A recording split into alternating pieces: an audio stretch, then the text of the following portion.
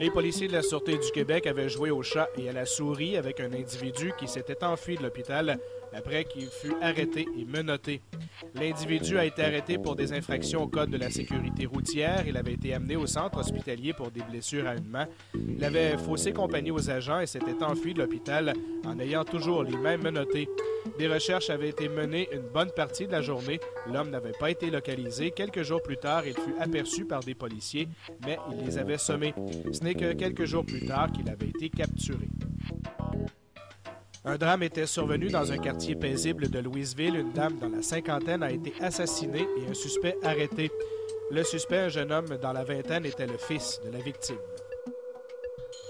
Un homme âgé dans la vingtaine se terrait dans son appartement et refusait de répondre aux policiers. Il avait menacé d'être armé. Les policiers n'avaient pris aucune chance et un large périmètre de sécurité avait été érigé. Plus la journée avançait, plus le périmètre de sécurité s'élargissait. Il aura même fallu fermer le commerce Tigre géant et évacuer tout le personnel et les clients de la pharmacie. Un motocycliste de 60 ans de Joliette avait perdu la vie dans la bretelle de l'autoroute 40 Est qui mène à l'autoroute 55 Nord. Son décès avait été constaté au CHRTR, mais déjà à l'arrivée des secours, l'homme ne donnait plus de signe de vie. L'homme n'avait jamais négocié la courbe de la bretelle. Il avait été victime d'un malaise.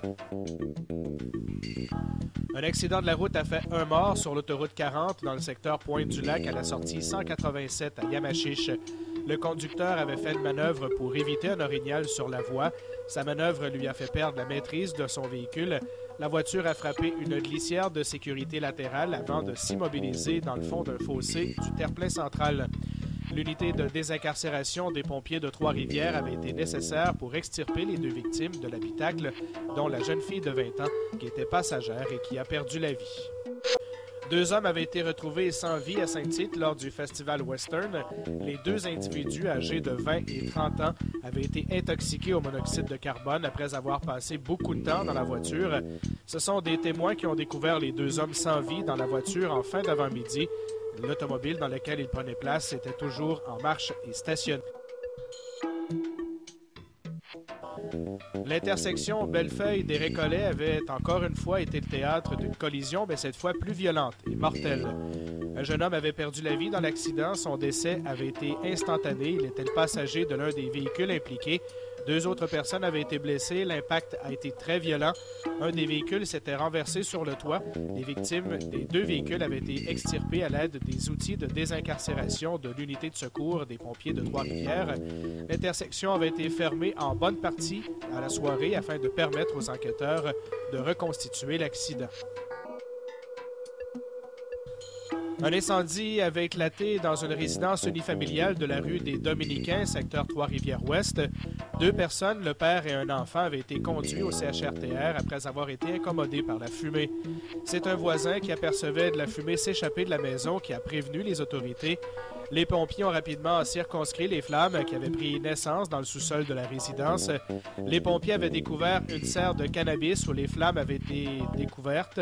L'occupant avait été accusé de production de cannabis, en plus d'avoir subi de lourdes pertes matérielles. Un violent incendie avait complètement détruit une résidence familiale de la 107e avenue à Shawinigan. Une personne avait été incommodée par la fumée et conduite au centre hospitalier. Les flammes s'étaient vite propagées à la demeure et elles étaient extrêmement violentes. Plusieurs pompiers ont été appelés en renfort.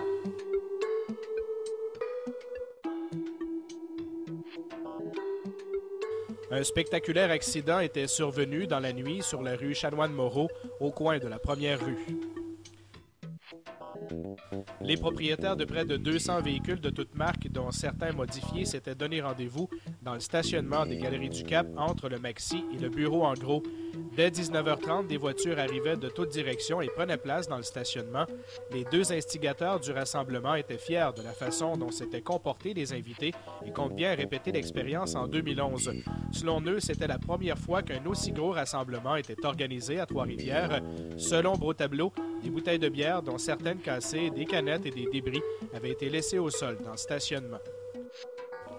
L'escouade régionale mixte de la lutte à la drogue avait procédé à un important démantèlement d'une serre de cannabis dans un édifice servant strictement à cette culture. 3 hommes d'origine asiatique et un Canadien ont été arrêtés sur les lieux. L'édifice est un ancien centre de déficience intellectuelle. C'est une des plus grosses saisies de l'escouade régionale mixte qui comprend des membres de la Sûreté du Québec, du SPTR et de la GRC.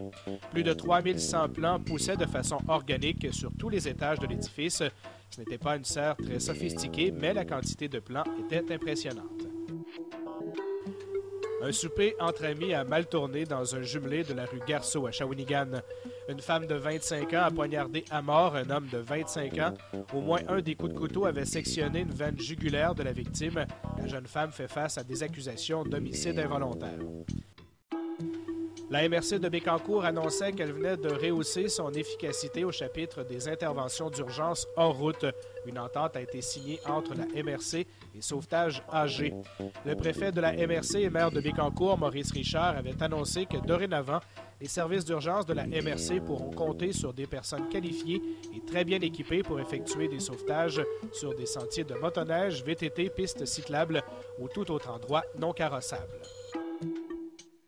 Un immeuble à logement de 3 étages sur la rue Sainte-Angèle a dû être évacué en raison d'une forte odeur qui incommodait les locataires. L'odeur s'apparentait à de l'ammoniac.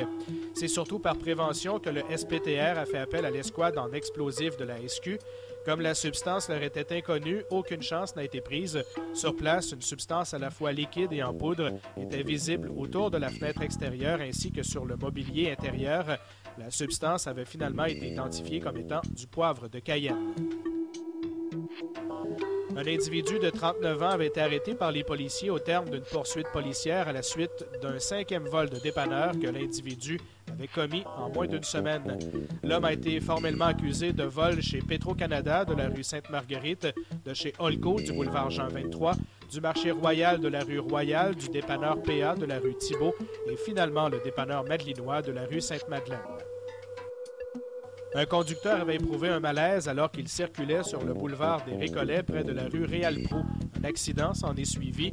Le véhicule de l'homme est monté sur le terre-plein central et s'est immobilisé contre un poteau. À l'arrivée des policiers, le conducteur était toujours inconscient.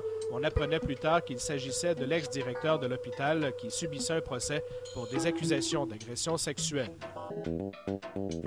Un accident de la circulation a fait 3 blessés au coin des rues Papineau et du boulevard des Récollets. L'unité de désincarcération avait été nécessaire afin d'extirper l'une des victimes. Les 2 véhicules avaient forcé le feu de circulation qui s'apprêtait à changer au rouge. L'impact frontal a été assez violent. Heureusement, personne n'a été gravement blessé dans l'accident.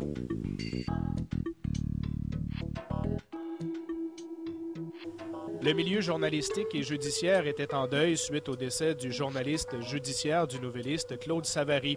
Claude était un homme respecté dans le milieu policier, judiciaire et journalistique en Mauricie. Un des Hells Angels du chapitre de Trois-Rivières, qui était recherché depuis l'opération Shark en 2009, a été arrêté à Montréal. Normand Marvin Ouimet était recherché pour meurtre au premier degré, complot pour meurtre et gangstérisme. Le service des enquêtes sur l'intégrité financière de la Sûreté du Québec a aussi des accusations à porter contre le présumé gangster et meurtrier. Il fera face à une 2e accusation de gangstérisme, de fraude, d'extorsion et de blanchiment d'argent. Une enquête était amorcée pour une présumée agression suivie d'un vol qui serait survenu dans un immeuble à logement du secteur Sainte-Marthe-du-Cap. L'homme disait avoir été bousculé par des individus cagoulés qui seraient entrés dans son appartement pour le voler. Des policiers ont rencontré des voisins pour tenter de trouver des témoins. Les enquêteurs en sont venus à la conclusion que l'homme de 75 ans n'avait jamais été en danger et que l'appel était sans fondement. Aucun assaillant ne s'était présenté chez la victime et aucune invasion de domicile n'était survenue à cette adresse. Un conducteur d'une 50aine d'années n'a eu aucune chance et a perdu la vie quand son véhicule a été percuté de plein fouet par un camion semi-remorque. L'accident est survenu sur la route 348 à Sainte-Ursule. L'impact avait été très violent et la voiture a été traînée sur plusieurs mètres. Le camion transportait de la machinerie lourde. Le conducteur du véhicule, un pompier de la région, n'a eu aucune chance. Un grave accident était survenu en fin de nuit sur le boulevard des Forges dans le secteur des Vieilles Forges. Le véhicule de Russell Robert a fauché un poteau avant de s'immobiliser sur un terrain vague. Le conducteur, l'homme de 19 ans, est décédé des suites de l'accident. Une collision impliquant une ambulance et un autre véhicule est survenue sur le boulevard Jean-23. L'ambulance impliquée transportait une personne en arrêt cardio-respiratoire et se dirigeait vers l'hôpital. Dans l'autre véhicule impliqué, une dame de 36 ans était restée coincée car la portière du côté conducteur ne s'ouvrait plus à cause de l'impact. L'unité de désincarcération avait été nécessaire pour l'ouvrir et ainsi confier la dame aux paramédics. Plus de 60 policiers de la Sûreté du Québec participaient à une vaste opération visant un réseau de production de cannabis au centre du Québec. Au total, 11 résidences et 10 véhicules ont été perquisitionnés par les policiers. 5 maisons ont été placées sur le coup d'une ordonnance de blocage et 9 personnes ont été arrêtées, dont la présumée tête dirigeante du réseau, Sylvain Léveillé, 46 ans, de Saint-Célestin. Les perquisitions se sont déroulées simultanément à Grand-Saint-Esprit, Bécancour, Saint-Célestin, Woolinac et Sainte-Monique. Au total, plus de 2800 plants de cannabis ont été éradiqués. Les policiers ont aussi saisi un peu plus de 6 000 $ en argent, de la cocaïne, quelques comprimés de méthamphétamine et du matériel de production. 4 armes à feu ainsi qu'une vingtaine de cartons de cigarettes de contrebande avaient été aussi saisis.